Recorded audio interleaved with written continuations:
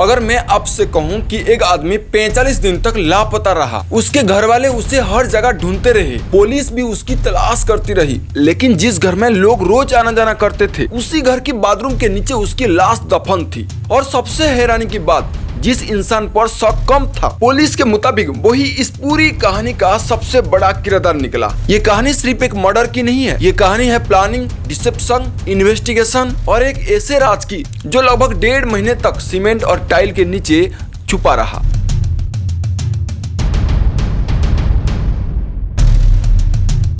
देखा तो पापा अपने पैर ला रहे थे, फिर मैंने सोचा कि पापा सो ही रहे हैं, पापा को क्यों जगाऊं, इसलिए फिर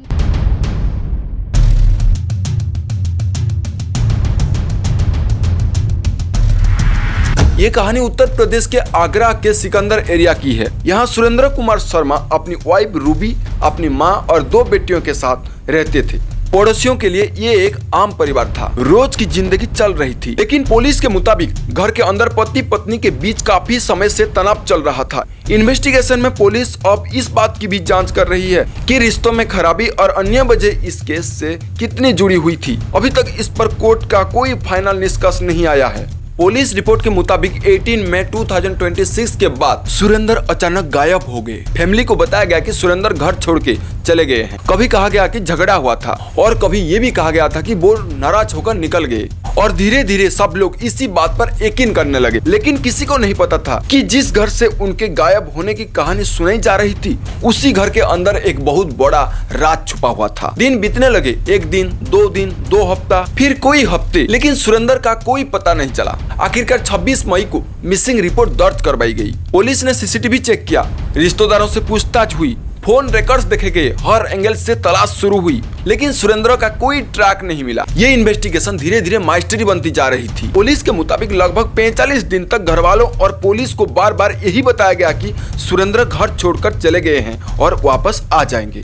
इन्वेस्टिगेशन के दौरान रूबी पुलिस के साथ सीसीटीवी देखने और मिसिंग हस्बैंड को लेकर चिंता जाहिर करती रही। पुलिस का आरोप है कि इस दौरान इन्वेस्टिगेशन को कुछ गुमराह करने की कोशिश भी की गई। इन आरोपों की कानूनी जांच अभी जारी है। हर इन्वेस्टिगेशन में एक टर्निंग पॉइंट होता है। इस केस में भी हुआ। सुरेंद्र के बड़े भाई को धीरे धीरे शक होने लगा। उन्हें रूबी की कहानियां में बार बार बदलाव नजर आया। कभी एक बात, कभी दूसरी बात। जितना ही वक्त गुजरता गया उतना ही सवाल बढ़ते गए और फिर एक दिन उन्होंने सच जानने का फैसला कर लिया। ये वही पल था जहां से आगरा के सबसे शॉकिंग मर्डर केस में से एक का पर्दा उठना शुरू हुआ। पूरे 45 दिन तक पुलिस एक लापता आदमी को ढूंढ रही थी। हर दिन एक ही सवाल, सुरेंद्र शर्मा आखिर गए कहां? लेकिन किसी ने भी ये सोचा तक नहीं था कि जिस घर के बाहर पुलिस बार बार आ रही थी, उसी घर के बाथरूम के अंदर जमीन के नीचे एक ऐसा राज दबा हुआ था जो पूरे देश को हिला देगा। पुलिस के मुताबिक सुरेंद्र के मिसिंग होने के बाद रूबी बार बार अलग अलग कहानियां बताती रही, लेकिन दिन बीत रहा था और सुरेंद्र का फोन ऑफ था और किसी रिश्तेदार के पास भी उनका पता नहीं था। यहीं से इन्वेस्टिगेशन में एक नया मूड लेना शुरू किया। पुलिस वेरिफिकेशन के दौरान इन्वेस्टिगेशन की नजर घर के बाथरूम पर पड़ी। रिपोर्ट्स के मुताबिक बाथरूम का फ्लोर बाकी घर से अलग दिख रहा था। सीमेंट का प्लास्टर भी ताजा नजर आ रहा था। पुलिस के दिमाग में तुरंत सवाल आया, अगर घर में सब कुछ पुराना है तो फिर बाथरूम नया क्यों? ये सिर्फ एक शक था, लेकिन इसी शक ने पूरे केस को खोल दिया। पुलिस ने घर वालों से पूछताछ की, बाथरूम की मरम्मत के बारे में सवाल किए। जवाबों में कोई बातें क्लियर नहीं थी। इसके बाद पुलिस ने बाथरूम का फ्लोर खुदवाने का फैसला लिया। अमर चलना शुरू हुआ, टाइल एक एक करके हटने लगी। नीचे सीमेंट था, उसके नीचे मिट्टी और फिर एक तेज बदबू पूरे घर में फैलने लगी। हर किसी को समझ आ गया यहाँ कुछ बहुत बड़ा छुपा हुआ है। जब पुलिस ने और गहरा खुदना शुरू किया तो मिट्टी के नीचे इंसानी हवेस मिले। फोरेंसिक टीम को तुरंत बुलाया गया, बॉडी को बाहर निकाला गया। बाद में पहचान सुरेंद्र शर्मा के रूप में हुई। 45 दिन से जिस आदमी को पूरा परिवार बाहर ढूंढ रहा था, वो उसी घर के बाथरूम के नीचे दफन मिला। बड़ी मिलते ही मिसिंग केस एक मर्डर इन्वेस्टिगेशन में बदल गया। पुलिस ने घर को क्राइम सीन घोषित किया। फोरेंसिक एक्सपर्ट ने सैंपल कलेक्ट किए। बाथरूम के फ्लोर, सीमेंट, मिट्टी और घर के दूसरे हिस्सों की भी जांच शुरू हुई। पुलिस अब सिर्फ ये जानने के लिए कोशिश कर रही थी कि ये मर्डर कब हुआ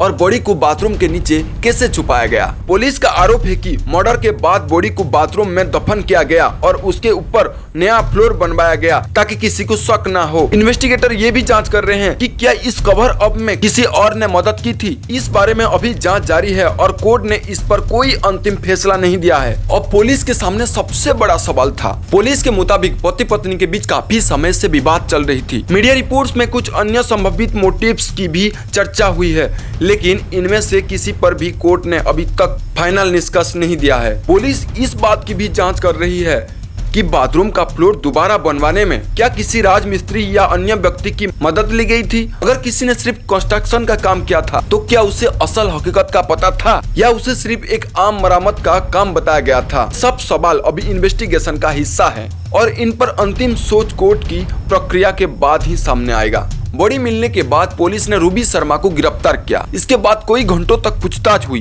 पुलिस का कहना है कि इन्वेस्टिगेशन के दौरान मिले एविडेंस और स्टेटमेंट के आधार पर केस को आगे बढ़ाया जा रहा है, लेकिन कानून के मुताबिक किसी भी आरोपी को तब तक दोषी नहीं माना जाता जब तक कोर्ट उसे दोषी साबित ना कर दे। इस केस का इन्वेस्टिगेशन जारी है और असली सच का अंतिम फैसला न्यायालय करेगा। ऐसे हत्याकारी को क्या सजा मिलनी चाहिए, अपनी राय कमेंट में जरूर बताना और चैनल को सब्सक्राइब करना, वीडियो को शेयर करना। जय हिंद।